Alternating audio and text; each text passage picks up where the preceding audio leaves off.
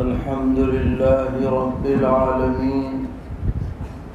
أشهد أن لا إله إلا الله وحده لا شريك له، وأشهد أن سيدنا ومولانا محمدا عبده ورسوله، صلى الله تبارك وتعالى عليه وعلى آله وأصحابه وذرياته أجمعين.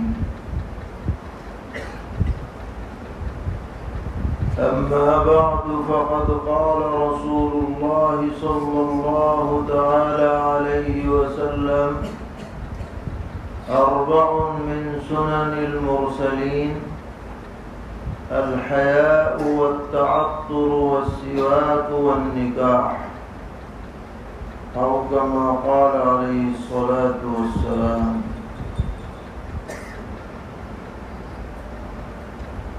یہ روایت سیدنا حضرت ابو ایوب انصاری رضی اللہ تعالی عنہ سے منقول ہے،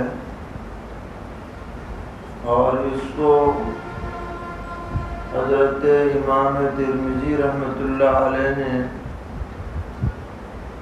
ترمذی شریف کے ابواب النکاح کے شروع میں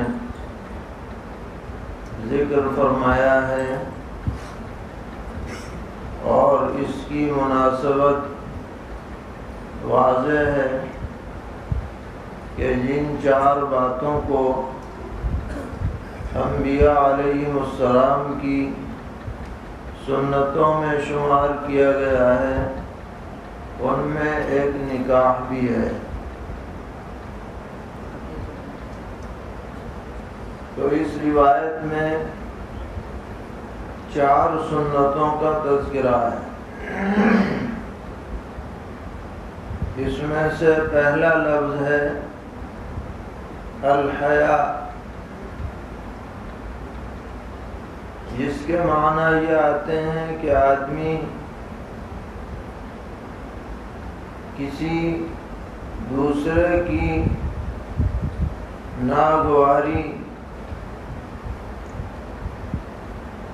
کو دیکھ کر یا اندازہ لگا کر کسی کام کو کرنے سے دل میں انقباض محسوس کرے، یہ اصل میں حیا کا مفہوم ہے۔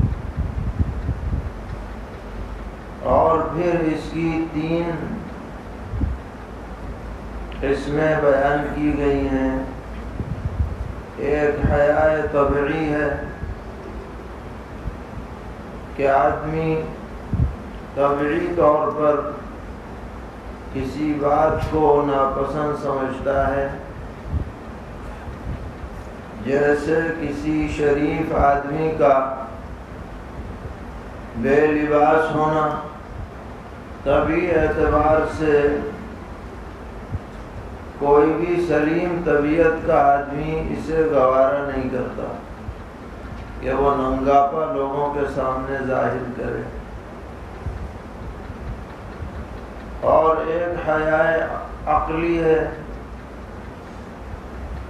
کہ ایسی بات جو لوگوں کی نظر میں اچھی نہ ہو اس سے آدمی بچے۔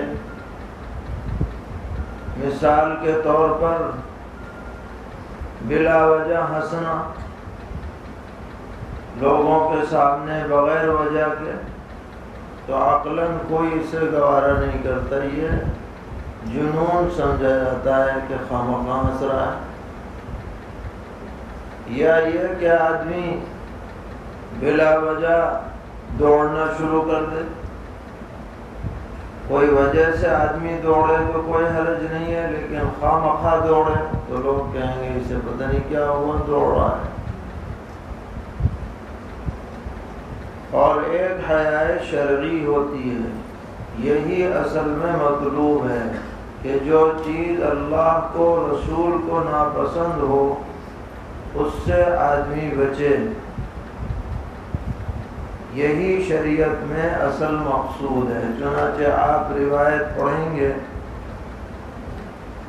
کہ نبی اکرم علیہ السلام نے ایک موقع پر صحابہ سے ارشاد فرمایا کہ استحیوا من اللہ حق الحیا، اللہ سے حیا کرو جیسے اس سے حیا کرنے کا حق ہے۔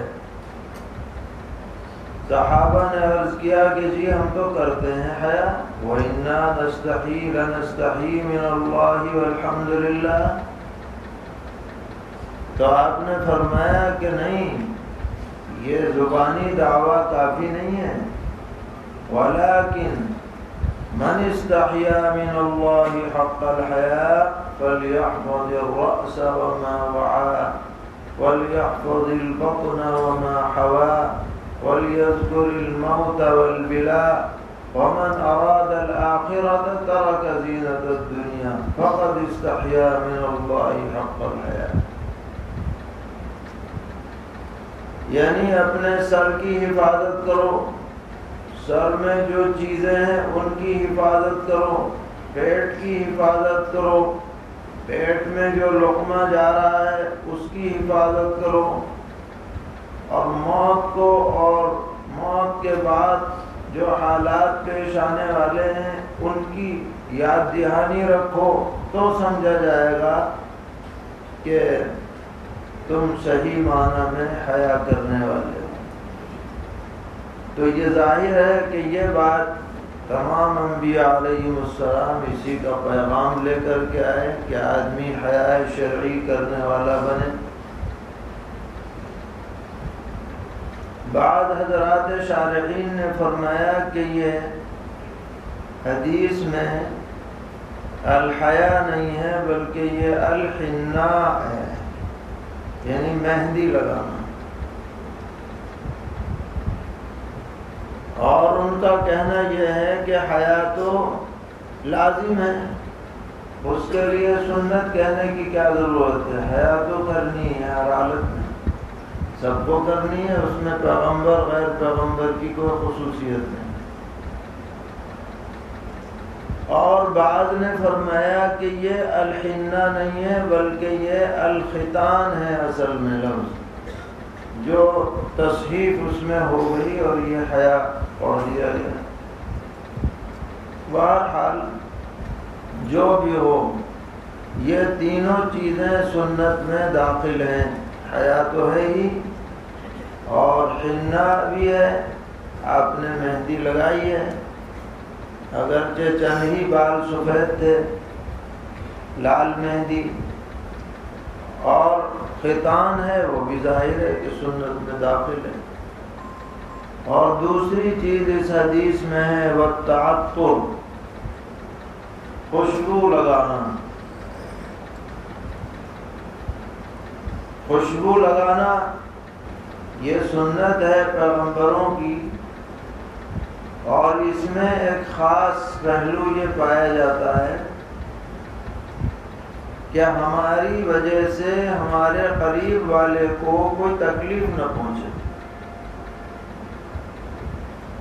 اور کیجیے گا اس نقطے پر کہ عطر لگانے سے جہاں اور بہت سے امور پیش نظر ہو سکتے ہیں، ایک اہم امر یہ ہے کہ آدمی پسینے میں بو آتی ہے، کسی کے منہ سے بو آتی ہے، کسی کے بغل سے بو آتی ہے، تو خوشبو لگاؤ تاکہ اگر کوئی بو آ بھی رہی ہو تو خوشبو غالب آ جائے، تمہارے پاس والے کو تمہاری ذات سے تکلیف نہ پہنچے۔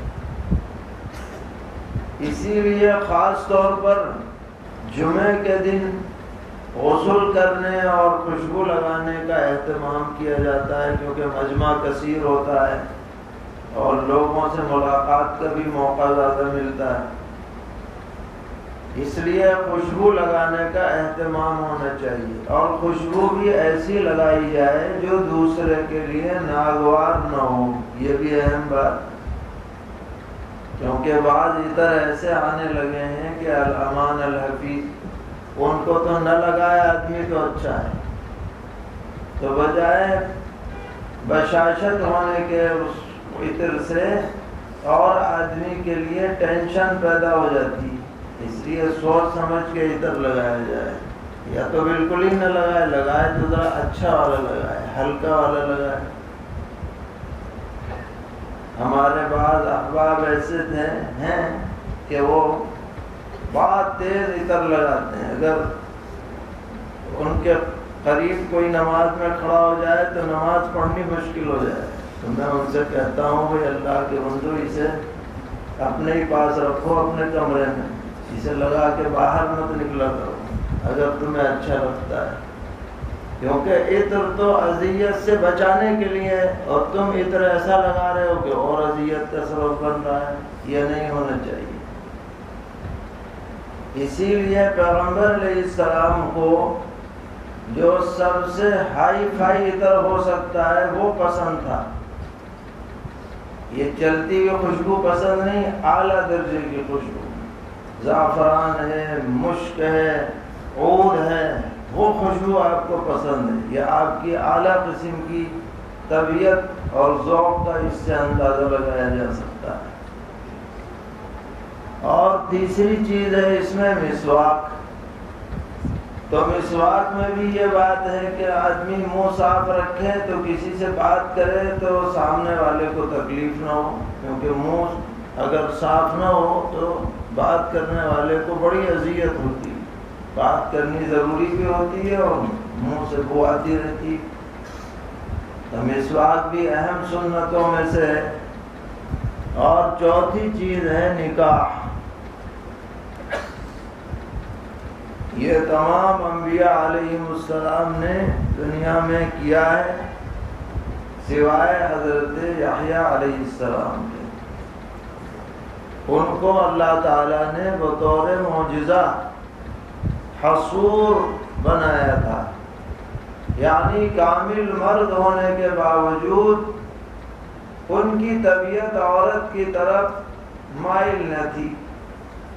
یہ کمال ہے کہ کامل مرد ہے اور پھر بھی مائل نہیں ہے طبیعت، یہ صرف حضرت یحییٰ علیہ السلام کا کمال ہے اور یہ معجزہ۔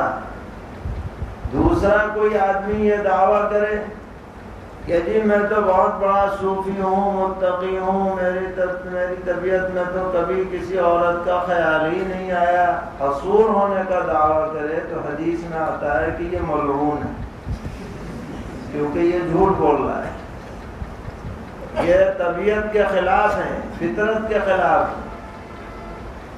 حصور تو صرف یحییٰ علیہ السلام ہے، بقیہ سب پیغمبروں نے نکاح کیا، اور حضرت عیسیٰ علیہ السلام کے بارے میں آتا ہے کہ وہ بھی جب دنیا میں تشریف لائیں گے تو نکاح فرمائیں گے، فَيَتَزَوَّجُ وَيُولَدُ لَهُ، اور ان کی اولاد بھی ہوگی۔ تو پتہ چلا کہ نکاح کرنا کوئی دنیا داری کی چیز نہیں ہے، یہ بھی دین کا اہم حصہ ہے۔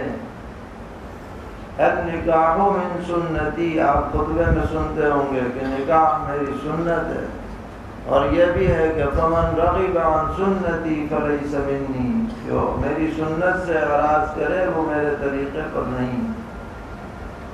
تو چونکہ اس میں حدیث میں نکاح کا تذکرہ تھا، اس لیے حضرت نے ابواب النکاح کے شروع میں یہ روایت ذکر کی۔ اس میں ہم سب کے لیے نصیحت اور ہدایت ہے۔